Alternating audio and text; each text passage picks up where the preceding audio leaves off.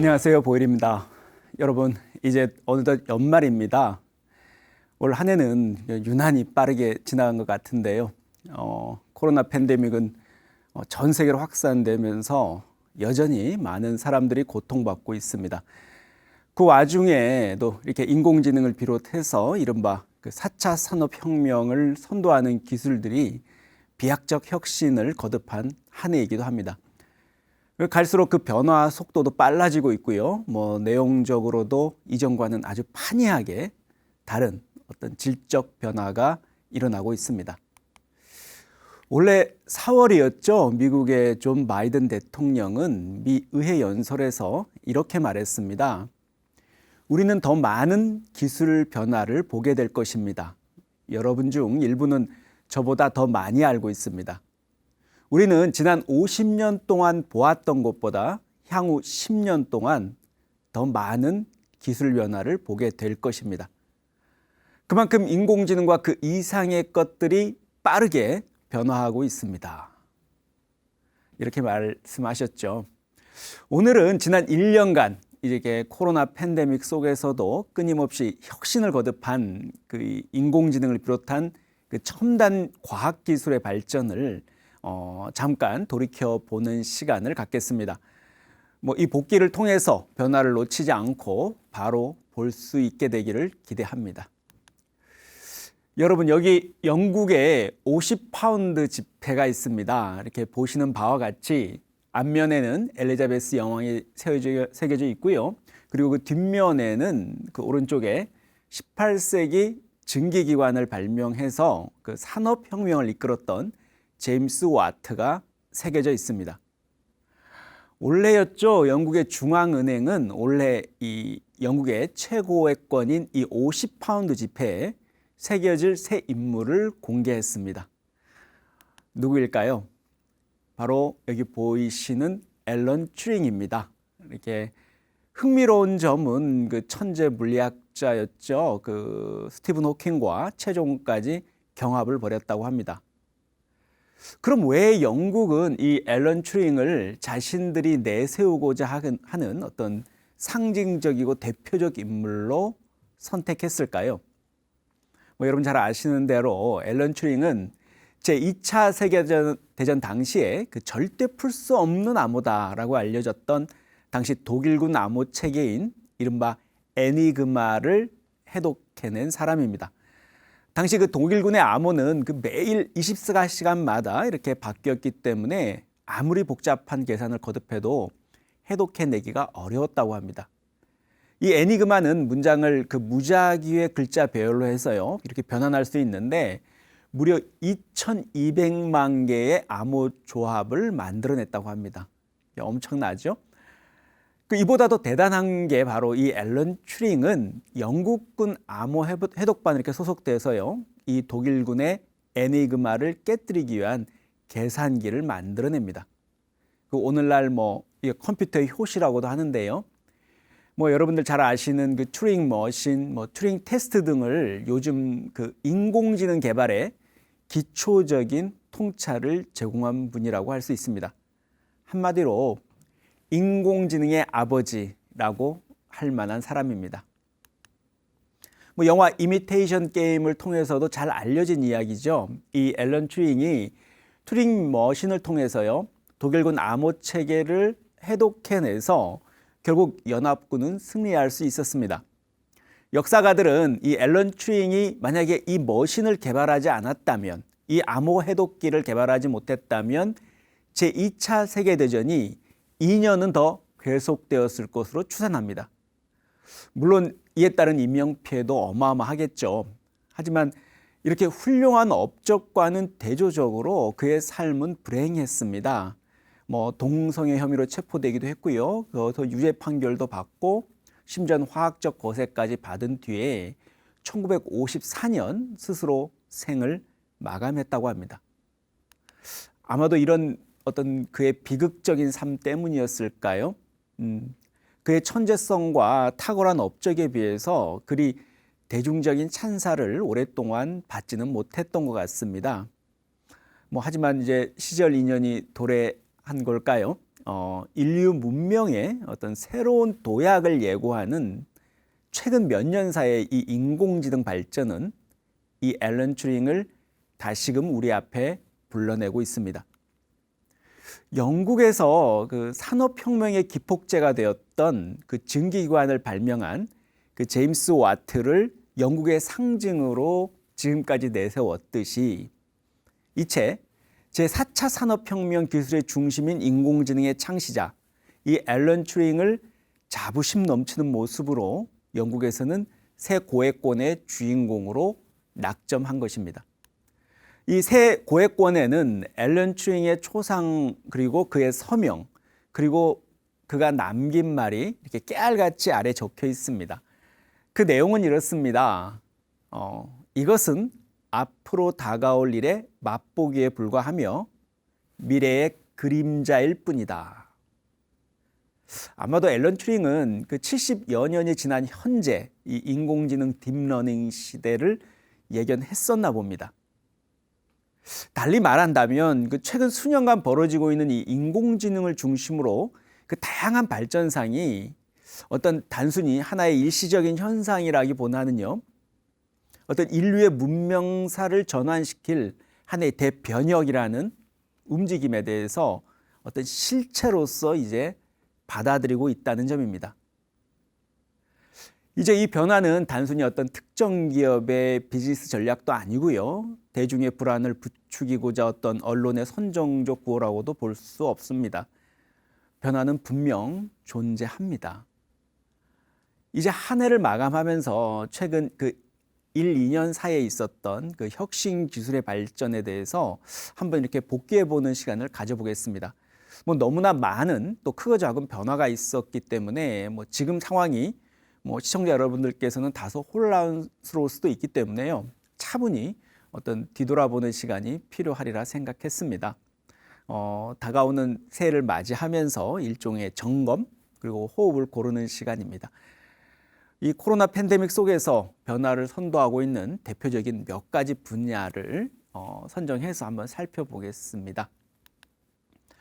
우선 유전공학 분야입니다. 여러분 혹시 이분 기억하시나요? 그 일전에 다루었던 그 유전자 가위 기술 편에서 소개했던 그 제니퍼 다우드나 교수입니다. 그 유전자 가위 기술을 제가 얘기할 때마다 매번 이분을 보여드렸었는데요. 드디어 작년에 노벨 화학상을 수상했죠. 화학공학 기술은 이렇게 나날이 발전을 거듭하고 있고요. 급기야 인간 유전자 편집 기술까지 완성했습니다. 인간의 유전적 질병에 대해서 이렇게 속수무책이었죠. 과거에는 그렇게 했는데 최근에는 유전자 가위 기술을 통해서요. 그 비정상적인 유전자를 치료할 수 있게 되었습니다. 이 대표적으로 크리스퍼 기술이라 그러죠. 비정상 유전자를 이렇게 잘라내서 정상 유전자를 붙여넣는 방식이라고 합니다. 현재 크리스퍼 캐스9 기술이죠. 이 기술은 원하는 DNA를 정확하게 찾아서 선택적으로 이렇게 잘라낼 수 있다는 점에서 획기적입니다. 한마디로 정확도에서 비약적 성장을 이뤄낸 것인데요. 이 기술을 통하면 이제 에이즈나 혈우병 이런 선천적으로 겪게 되는 유전병에 대해서 치료할 수 있는 길이 생겼다고 합니다. 돼지의 장기에 DNA를 제거해서 인간에게 이식할 때의 문제점도 해결할 수 있고요. 또한 이제 맞춤학의 탄생까지도 이제 가능해지고 이제 사회적, 전 세계적 윤리적 문제가 되고 있죠. 이 맞춤학이라는 것은요, 이 희소질환이나 불치병에 걸린 자녀를 치료하기 위해서요, 그 시험관 수정을 통해서 그 인위적으로 아픈 자녀의 유전 형질과 동일한 배아를 선택해서 아춤 아기를 낳고 또 그 아기로부터 줄기세포를 얻어서 아픈 자녀의 질병을 치료하는 방법입니다.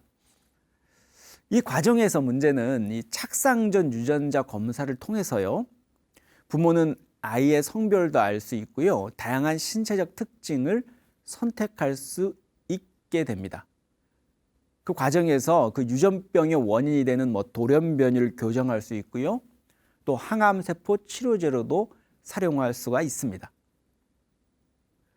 근데 이제 문제는 이 맞춤아기가 어떤 인류 진화의 길을 제시하는 어떤 파괴적 혁신인지 아니면 그 자체가 인류 파멸의 길로 가는 재앙이 될 건지, 이제 인류는 이제 전에 없었던 새로운 윤리적 과제에 직면하고 있습니다.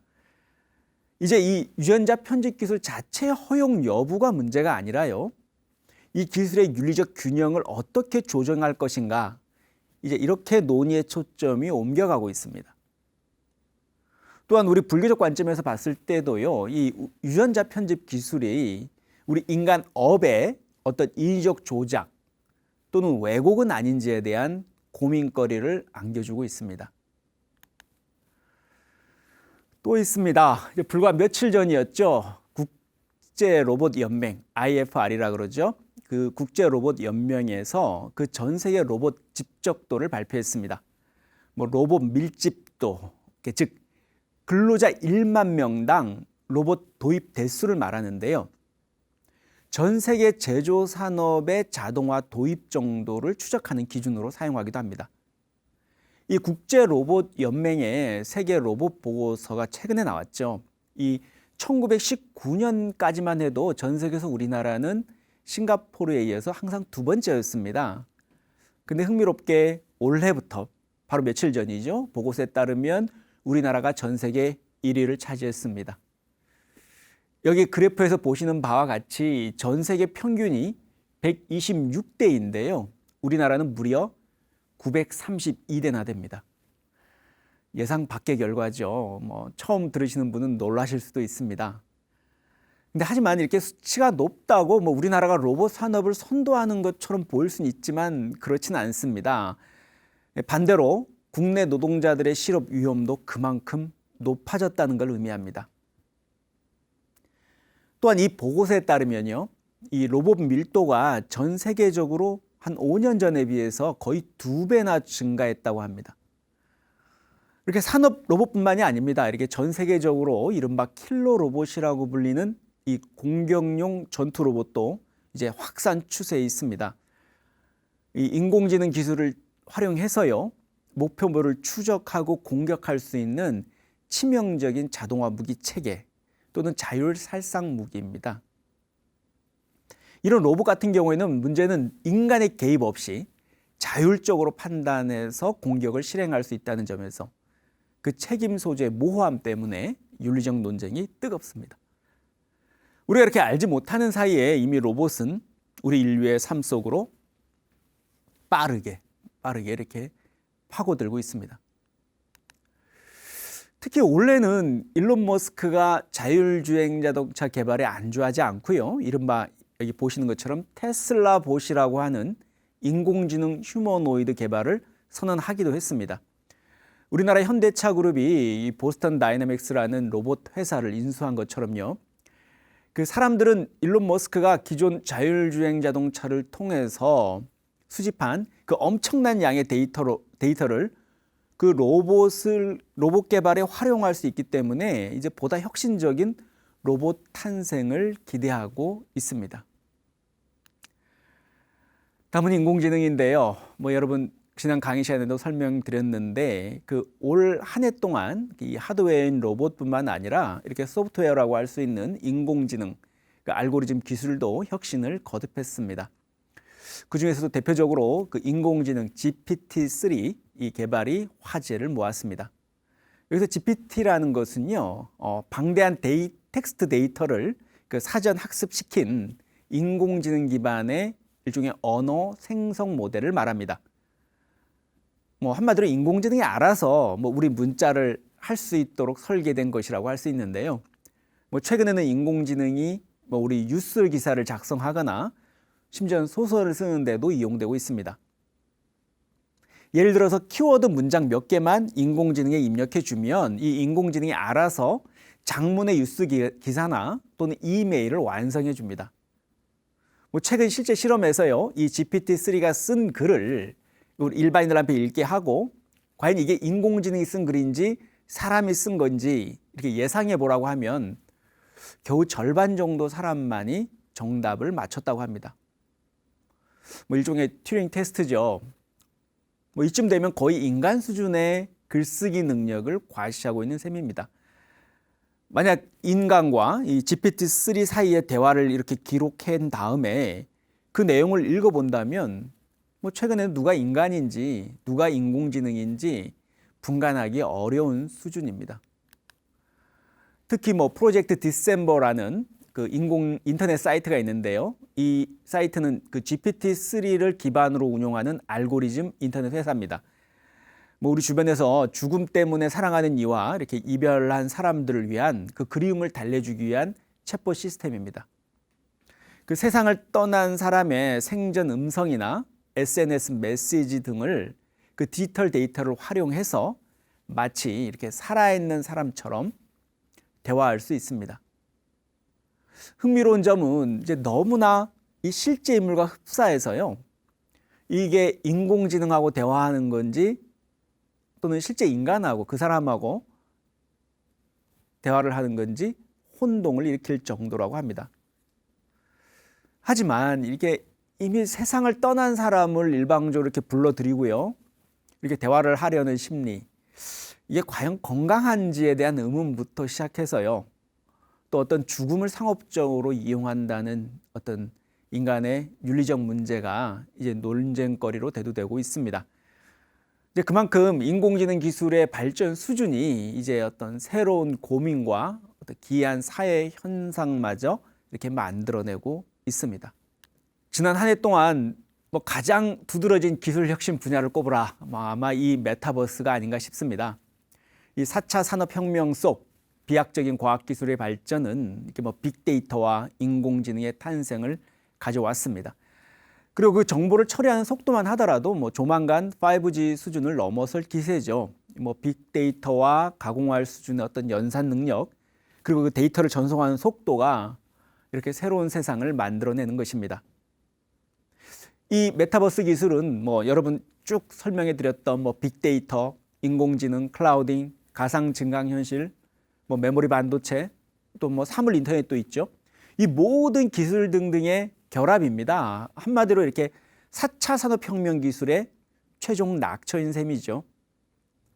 이 메타버스는 일종의 판타지 세상인데요. 그러나 그 판타지 세상이 더는 환상으로만 그치지 않습니다. 일상적으로 우리의 현실 세계와 공존하면서 서로 이렇게 긴밀하게 연결되어 있습니다. 우리 현실 세계의 모든 일, 뭐 오락, 여가 활동, 이런 것을 그대로 디지털 세계로 옮겨 놓고요. 또 그 속에서 영유하는 세상이 펼쳐지고 있는 거죠. 오히려 이 메타버스 속의 인간관계나 경제 활동이 더 비중을 차지하는 경우도 생겨나고 있습니다. 뭐 요즘 뭐 MZ 세대들은 오히려 이 스마트폰을 들고 이렇게 메타버스 공간에 있는 시간이 더 많다고 할 정도니까요. 이 메타버스는 단순히 게임을 위한 공간이나 이 특정 목적으로만 구현되는 것은 아닙니다. 그 자체로서 미래를 만들어가고 있다고 할 수 있습니다.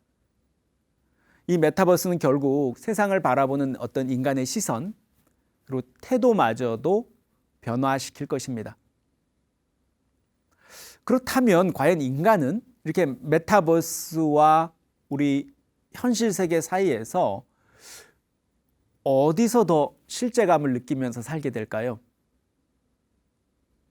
어쩌면 이제 이렇게 가상이다, 현실이다, 뭐 이런 구분도 이제 의미가 없거나 적절치 않은 관념이 되어가고 있습니다. 또한 올해부터는 이 메타버스의 등장과 더불어서요, 이렇게 컴퓨터 그래픽으로 만들어진 디지털 공간에서의 가상인간, 그 디지털 휴먼이죠. 이 디지털 휴먼도 본격적으로 활약하기 시작했습니다. 뭐 보시는 것처럼 실제 인간하고 구분이 안 가죠. 이뿐만이 아닙니다. 뭐 지난번에 말씀드렸던 디지털 자산인 NFT, 이 NFT가 세간의 이목을 집중시켰죠. 뭐 작년 대비인가요? NFT 시장 규모가 지난 한 해 동안 전년 대비 무려 100배 이상 성장했다고 합니다. 놀랍죠? 이 NFT는 영문으로 뭐 Non-Fungible Token이라고 그러죠. 이 첫 자를 딴 이니셜입니다. 우리말로는 뭐 대체 불가능한 토큰 뭐 이런 뜻으로 해석할 수 있는데요.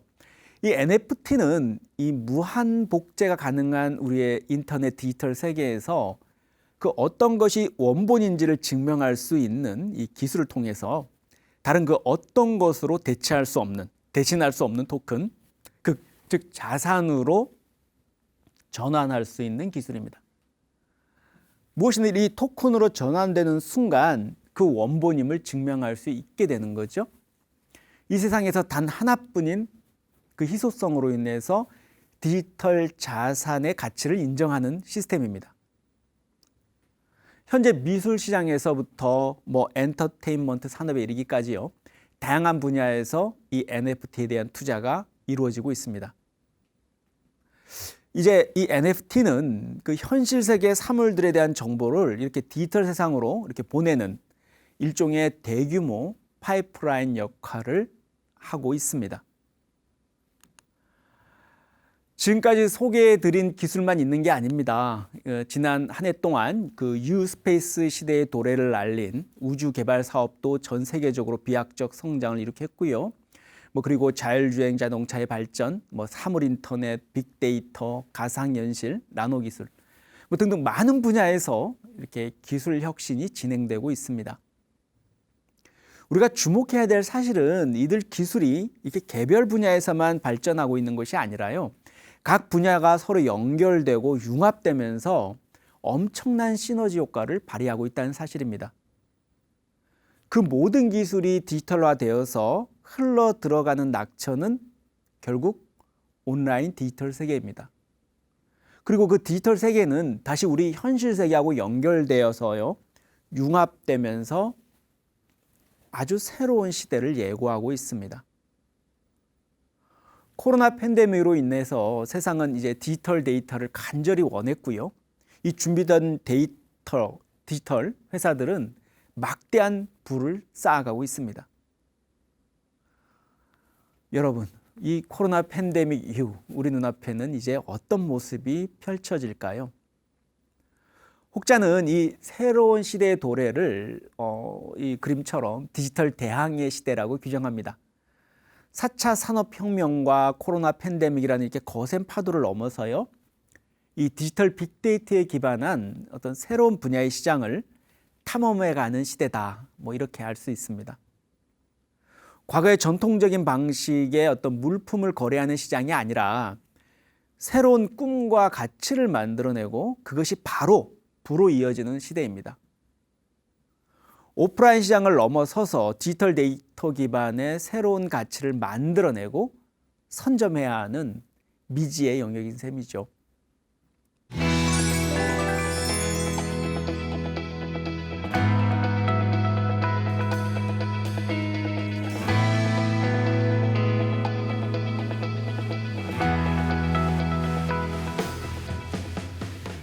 그 패스트 이후에 중세 말 그 사람들이 미지의 신세계를 향한 대항해 시대를 열어갔듯이요, 코로나 팬데믹 이후에 세상 또한 아마 급변할 겁니다. 이 물리적 공간으로서의 신세계가 아니라 새로운 인식의 지평이 열리는 세상이 다가오고 있다고 할 수 있습니다. 시청자 여러분, 하여튼 지난 한 해 동안 A와 붙다 어떠셨는지요? 어쨌든 강연 함께 해주셔서 정말 감사드립니다. 새해는 보다 새롭고 유익한 내용으로 찾아뵙겠습니다. 한 해 마무리 잘 하시고요, 새해 복 많이 받으시기 바랍니다. 성불하십시오.